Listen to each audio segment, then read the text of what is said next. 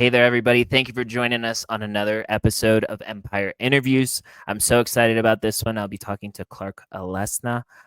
He has a development studio that focuses on Cardano and just basically everything in general. And he's got his hands in a whole bunch of different things.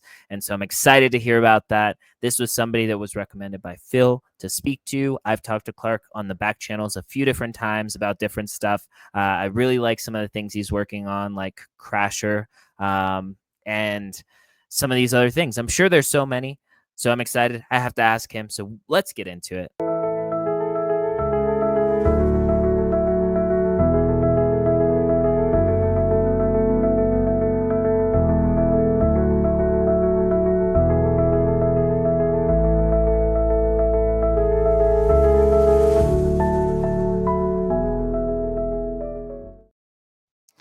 All right. Clark, how are we doing today? Hey, I'm good. Thanks for having me. Absolutely. I guess, how are you doing tonight, right? Or this morning? How are you doing tomorrow morning? I don't know. Um, Right.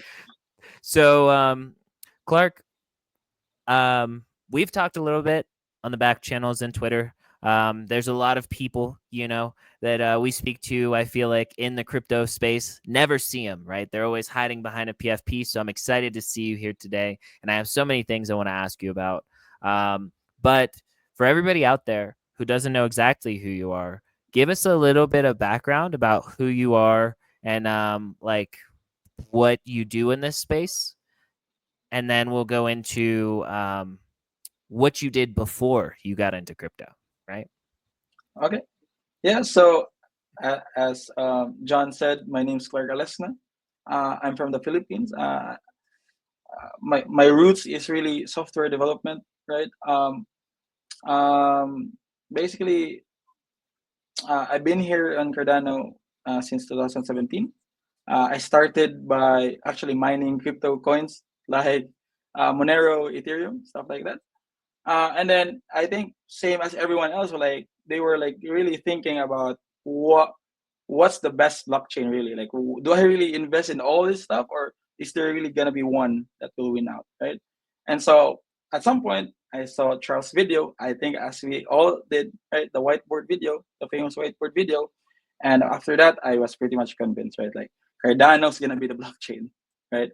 And since then, I said to myself that hey, from this point on, I will really be gonna be part of this ecosystem, right? No matter what, I will quit my job, focus on crypto, focus on blockchain technology, because my job was software development, as I've said.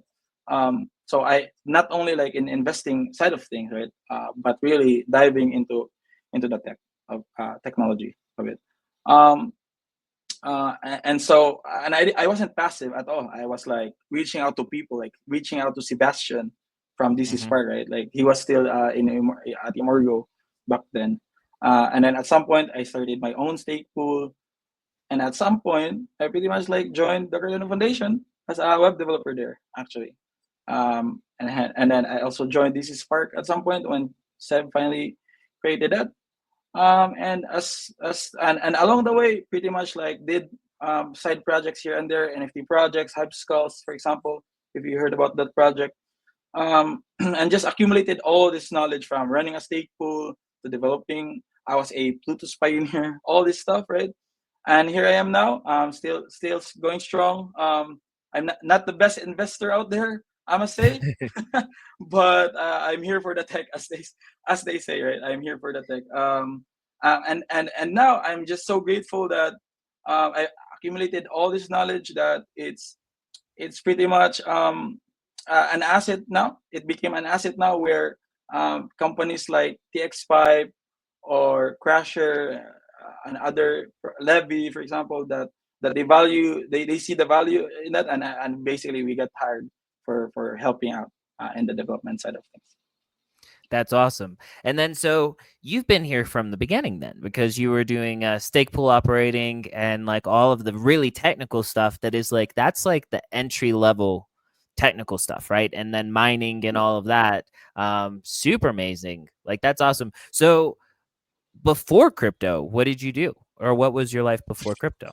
Yeah. So, when I was a kid, I really like to play games, right? And there was this one game called Ragnarok Online. And basically, and the game doesn't matter, but what happened was that I really wanted to be the game master of that game, and not because it was something technical or anything. I just wanted to be that cool kid, that had this power in that game, right? And then I dived into how to make that happen, and it turns out that to make that happen, you had to learn programming. Mhm. Really, right? And so that's where I learned programming, and then the game was really now the side quest, and the main quest is now really becoming, or just liking this new attained skill of software, or programming, right? And from that point on, I decided, like, okay, this is what I'm gonna be doing from now on. I dedicate my life to it. Studied computer studied bachelor's of information, not computer science though, but you know. And then like just did work, did freelancing jobs, all this stuff, became a full-blown full stack web developer, did games, desktop mobile development, and just rolled with it basically along the way, and crypto came, and had some savings here and there, invested in it, and I think the rest was history, basically. That's amazing, and I love that. And dude, shout out to Zeus over at Crasher. I mean, and I think Opti as well, and the team that you have over there. Those are some awesome people. Um, One of the things that I always like to ask, especially since you're definitely on the more technical side, right? Like I can't code. I've look, shout out to Sean from The Working Dead. I tried to do some of those educational things about coding. I've done like the Hello World stuff and the free coding boot camp stuff that they have on the internet. And I'll tell you, I can get to a certain point and then it's just like, it just plateaus. I just can't get past that certain point. I just don't have that ability. But when you look at crypto and blockchains and what is being accomplished here in the Cardano ecosystem and what's being accomplished here in this industry, what are you the most excited about? What like philosophies, what things about the tech are you the most excited about? Yeah. Well, that's a really good question in my opinion, because I feel like that's the question that we sometimes forget when things like Bitcoin pumps to 90K, like we forgot about this fundamental philosophical stuff that how we're grabbed into in the first place, right? But before I even answer that, what makes me like really be inspired, and why I'm here, really, like what's the I just want to say that I, again, as you said, I've been here since the start, and so it's really like watching Cardano's history unfold before my eyes, really, right? Where basically it started from a whiteboard video, right? It had a very great vision by Charles Hoskinson, obviously, and slowly but surely, and along the way, people has been like taunting it, hating on Cardano, that hey, it's a centralized chain, it's a ghost chain. And then along the way, Byron Reboot came, Shelly came, tokens came, right? And Yep. I was just there all along the way, right? Like I became a staple operator, smart contracts came, all this stuff. Sunday swap launched, the chain was clogged, right? So so so if we really take a step back, why am I really here? Is that it's because um, growing up, right, here in the Philippines, I feel like uh, we're the I'm part. When you say like back then back, I feel like I was part of that, really, where I really didn't have like proper education regarding identity or finance and all this stuff.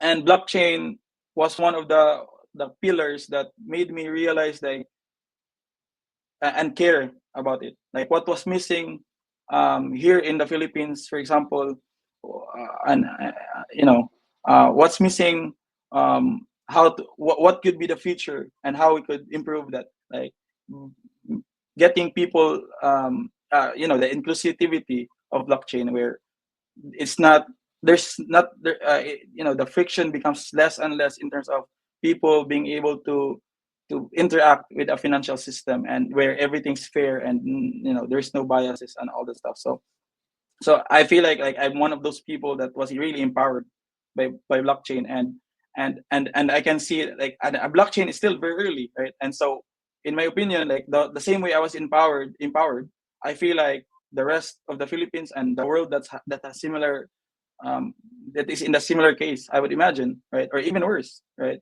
Mhm. would will still have to be empowered the same way. I feel like so so so me, I'm here to help make that happen, or at least make some contribution, make a dent a little bit in that That's journey.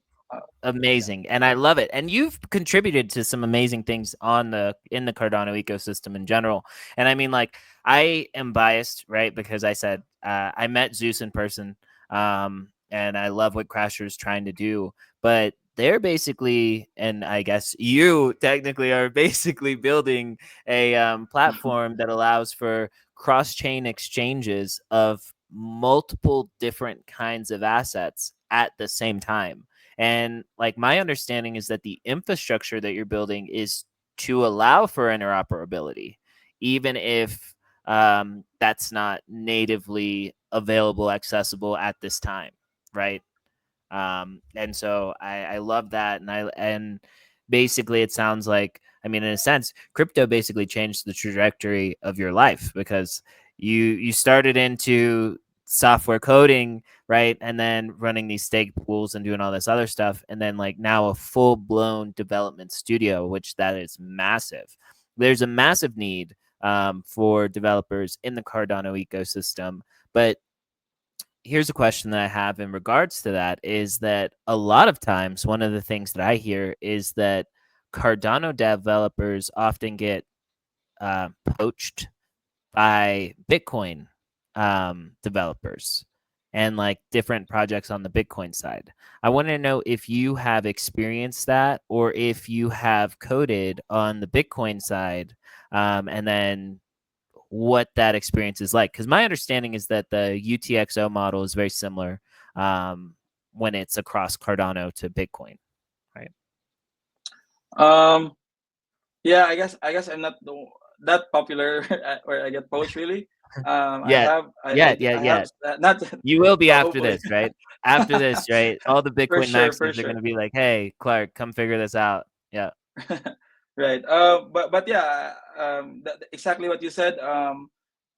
For me, like fundamentally, UTXO. So any chain that's UTXO, I'm very comfortable with. I'm very confident that I go to Ergo, I go to Bitcoin, and I will be able to do stuff there similarly to what I can do in Cardano. But obviously, we do have some power in Cardano that is not available, or at least yet in other chains. And so, for example, with this news with Bitcoin OS, right, or BTC OS, I'm not sure how to say that, No, it's Bitcoin but OS, but yeah, yeah, same. yeah. Well, obviously they could add UTXO, right? But then we know that Bitcoin really is hard to upgrade, and like it's hard to get a consensus there. What on how to change the node, what to change in the node, all this stuff. So now with that, even though Bitcoin doesn't have that same feature, now that it will be integrated in Cardano, it's all linked now. But then when products like Crasher, for example, will want to support Bitcoin, it's also not a surprise because again, it's UTXO, right? So it will just make all sense. So for me, like first of all, that's a very very great thing. I'm super excited about the BTC OS, Bitcoin OS. Um, but yeah, I'm very. I think that's my answer. Where I'm very confident about moving to other chains. If anyone is interested in doing some custom development on Bitcoin, other UTXO chains, um, feel free to reach out. Um, in terms of like getting contacted for another chain, I have mostly, there's really, even in the bear market, there was really a lot of demand with Ethereum chains, Solana chains, but Solana, I mean, sorry, EVM Yeah, chains and Solana, right? Stuff like that.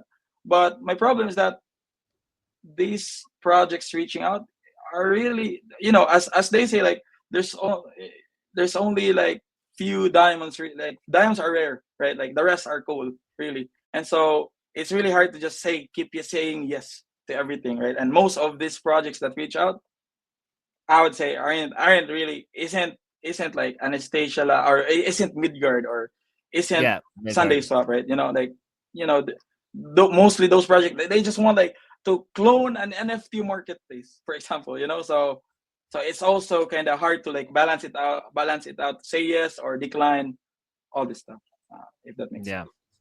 No, 100%. And that's kind of like something I've been thinking about because I like Sui.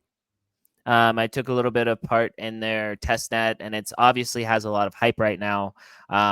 Cardano is getting a lot of hype right now as well, which is exciting. Finally, right? Because we've all been here through the whole bear market. We've been here like, multiple cycles, and we're Yep. here, championing the Cardano chain. But like now it's like outside people are starting to pay attention that we didn't stop building during the bear market. And that's exciting. But what I was going to say is that Sui's kind of interesting and there's not that much built out on it. But like over here, thinking about it, like what can I build that has value that is not just a clone of something else that's on another chain, right? Exactly. It's very hard to come up with a new idea, I guess. It's really what's going Yeah. on. And me myself, I've had some like really good, really great ideas. The problem is, really great ideas cost quite a bit of money to develop. And so, Right. yeah, Right. definitely. So, I want to get to know a little bit more about you, get just a little bit more on the personal level because we're talking a lot about tech, but I want to mix it up a little bit. So, if you were able to travel anywhere in the world and somebody's inviting you to whatever you want to eat, where are you going? What are you eating? And then like, what's that experience like? And yeah, paint a picture for me with words. Yeah. So that's a really interesting question because you know growing up in the Philippines, and I'm like 30 now, really, and pretty much like the food palette that stuck with me is like Filipino food. So the thing that really happens when I travel is no matter how much, like, okay, I'm gonna taste other cultures food, right? But in the end I will crave for, hey, I'm just missing rice and soy sauce. So just I will just really just crave for Filipino food, really. And one thing I always look for probably is just like Jollibee, if you know that. No, tell me I what just is like, that? oh, so it's like the McDonald's for the Philippines, right? Oh, Fried gotcha, gotcha. chicken, Oh, gotcha. burger, and all this stuff. So, but it's like Filipino flavor, really. Yeah, So for example, like spaghetti in Jollibee is sweet instead of like Italian kind of salty. taste. Yeah, Yeah, gotcha. yeah, Interesting. That's super cool. for I sure. love that. And then as far as like movies, like if you're gonna watch a movie, what kinds of movies do you like? And like or like even like you watch shows, whatever, what do you look for? And like what is the thing? Like if you're gonna sit down and watch something, what's it probably that you're watching? Yeah, I'm like your typical series binge watcher, like Game of Thrones, Walking Dead, all the stuff, right? Like I also like just the popular culture stuff. Like I eat all those pretty much. But in terms of like what I really am into is like really like futuristic movies where they kind of give us like a glimpse of what the future could be, like anything with AI, traveling in space, all this stuff, these kinds of movies like really stimulates my brain, and just gives me an idea like, okay, maybe this is something I could build as well, yeah, this kind Yeah. of stuff. Like, I'm just really a nerd, really. That's it. I'm just a nerd. That's fantastic. All right, and then so this is a really weird question, just because this happened yesterday, and so well, I think yesterday. Today's probably Thursday. I don't know what day it is, but so yesterday there was a congressional hearing in the U.S. and the Right. U.S. had all kinds of drama and news, so not a lot of people heard about it, but where they talked about new footage of aliens, man, and like alien Mm, spacecraft or unidentified flying objects, right? right. Do you believe in that stuff? Do you think it's exciting? What do you see in the future, man? I so we're gonna like wear some tinfoil hats here, Yeah, right? yeah, But I actually do like, and I will just like parrot what people like Neil deGrasse Tyson, what they say is that, we it would be so arrogant of us to think that we're like alone in this universe, like how vast it is, really, right? And to think that there's and we're the and to think that we're the smartest civilization, like that's just like a god complex kind of thing, really. Like, you think you're the center of the universe, right? But I think I believe, like, no, I believe there must be some other civilization as well that's also smart and probably more advanced than us and might be able to travel here, and that might be what the strange stuff that we might be experiencing. Who knows, really? yeah. But I do believe there's like unknown things out there. Absolutely. you No, know I love that. And I wasn't going to take us completely down the tinfoil hat route, but there's been exciting news today. Charles Hoskinson put out a picture in front of some rockets over at SpaceX. There is a lot of Ooh. speculation that blockchain is going to be used for securing and authenticating elections, for election security. And then also, there was speculation about decentralized identity, which is something that Elon Musk has talked about. And allegedly, Charles Hoskinson went somewhere to sign the biggest deal of his life, right?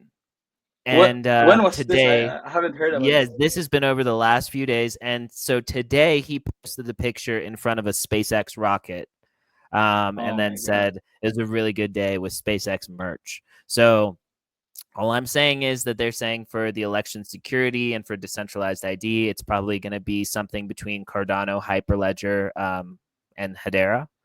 And so, Hmm. you know what I'm saying? It's kind of bullish. What Damn. do you think about all that stuff? Do you think it's about Well, time, or do you think we're getting ahead of ourselves?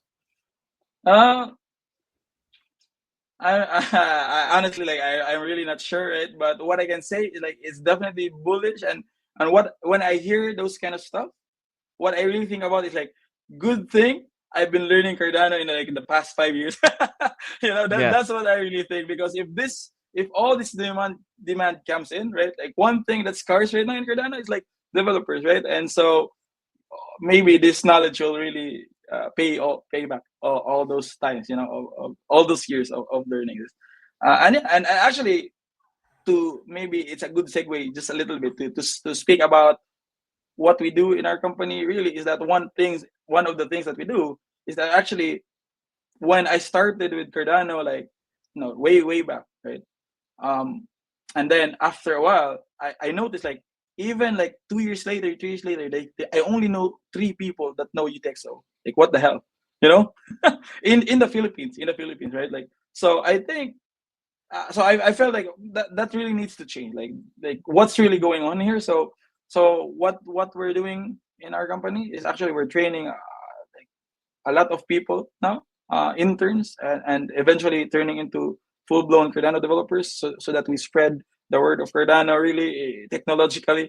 Not the cool, yeah, it's not a cool, guys. yeah, We're yeah. like, teaching UTXO, smart contracts, all this stuff. So yeah, if that happens, like, we're gonna be ready with an army of developers from the Philippines, That's hopefully. awesome, and that's really exciting. In general, that's super exciting. I love that for you.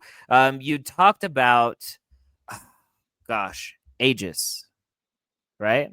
Yes.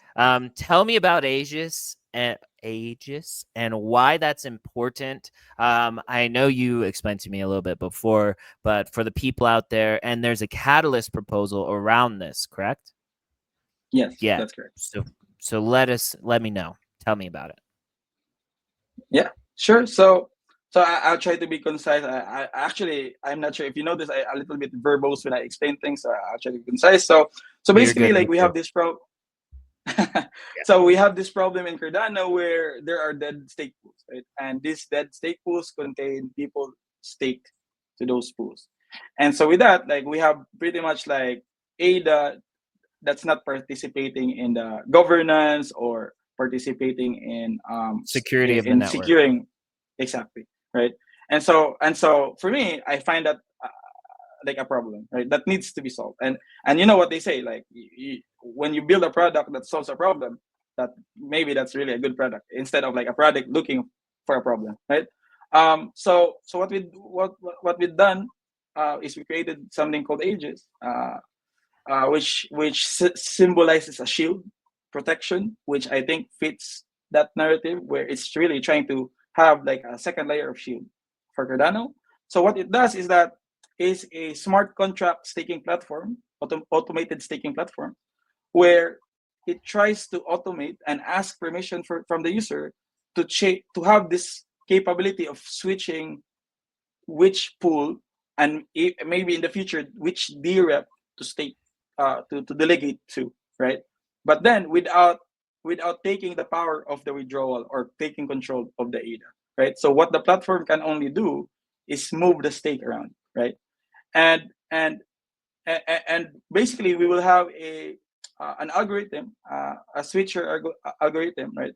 A balancer algorithm, as you will, based on the user's preferences. So, for example, a user might prefer again to maximize profit, right? So our algorithm will be smart enough to say, okay, based on the analysis, this stake pool is like creates the most profit, and users that are, and obviously it will account because it will account all the users, because if you move all the users there, then it's not gonna be like profitable Yeah, now, right? it'll be So less it's gonna profitable. have Yeah. it basically, yeah. So it will be like oversaturated at that point. So the algorithm will have to be super smart and spread the stake around, but also keep their preferences, right? And yeah, do the work for the user. If the user has like a preference for joining ISPOs, right? Token sales via ISPOs, that could be its thing. The algorithm will change that user to that preference, basically, to that staking preference. Or maybe a user has a more nobler goal where it wants to support single stake pool operators. So it will basically also do that, right? And the thing about this is that if those pools that was chosen for the user goes down or maybe start performing bad, right? Then the algorithm will now have this freedom to switch to a better pool that will still be close to the preference of the user, right? So for me, like this is a really really big deal in terms of how it can help the Cardano protocol, because now imagine because I really feel like one of the problems right now, even with people like wondering why is there stake in Binance pool, right? All this stuff Mm. like or dead pools, because it's just inconvenient for the users, right? It's just like Yeah, to I move, to be on yeah, top of it, to be exactly. aware. That's more Yeah, friction. exactly. And if you really want to like be an optimized staker, basically you have to watch this stuff every 5 days. This is what you need to do. And and I don't think like this is like the best user experience, really, right? So just imagine a system where you stake, you have your preference, and you forget about it. And if during the bull and the bear, it will earn for you. And the best part of this is that it will move all the hope. That's the hope is like it will utilize all those ADA to not be into dead stake pools and utilize all like the participation now of the stake protocol of ADA will be at its maximum. Basically, no dead stake pools, no dead stake. So that's like the goal of ADA. I think that's a really good idea, and I mean, I'm excited about that one. We'll definitely. I'll have to put the proposal in the comments here, and then we'll clip this video a bunch of different times, and we'll be able to put out a bunch of different clips, and you'll be able to say, "Hey, vote for our proposal. This is what we're trying to do." Um, Thank you. I'm excited about this. To be honest, one of the questions that always comes to mind when I'm speaking to the developers is that so in tech there's the saying, it's hide the wires, right? Where it's like basically like make it very simple so that everybody can use it, kind of like when we think about the LED television. um, Everybody knows you just get the remote, you turn it on, you go to the channel you want, Yeah, but they don't know how that actually functions, right? How the television yeah, works, right? Or like why why the remote is talking to the TV. Some people, um So my question for you is that in crypto, what do you think is one of those biggest barriers to entry that you think needs to be solved? Um, I think like I share this with a lot of people. For example, if you know ESCO believes this is the problem too, where really it's the wallet experience right now. And for Cardano, it's even worse. Like there's no canonical or like just this common way or structured way to stake, for example, as well. Because for example, each wallet has their own user interface. Some are bad, some are good, some are less capable than others, you know, basically. And so I think like the real friction here is like just the also the entry point, really. I think it's the wallet, right? So the fact that again, stuff like the mnemonic seed, not norm average users, so this is like a very new for them, right? That has to, I think that has to evolve at some point, really. It And has I to know be like people. probably like passkeys. Yeah, Like Coinbase uses passkeys, and some of these other things use passkeys. So that's probably the direction it has to go. And then the authenticators and stuff like that. yeah, like when I log in Binance, for example, I just touch my MacBook and it logs in there, and that should be how easy it is, right?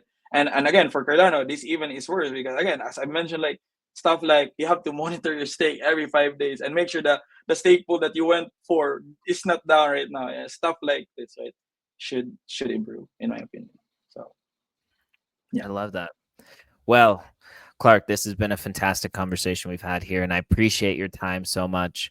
Um, let everybody know, I guess, like your final thoughts and things that you think. Obviously, you're bullish on the direction that we're going with Cardano, but is there anything that you would say to people that are not in the ecosystem that they should know before they come here? Um.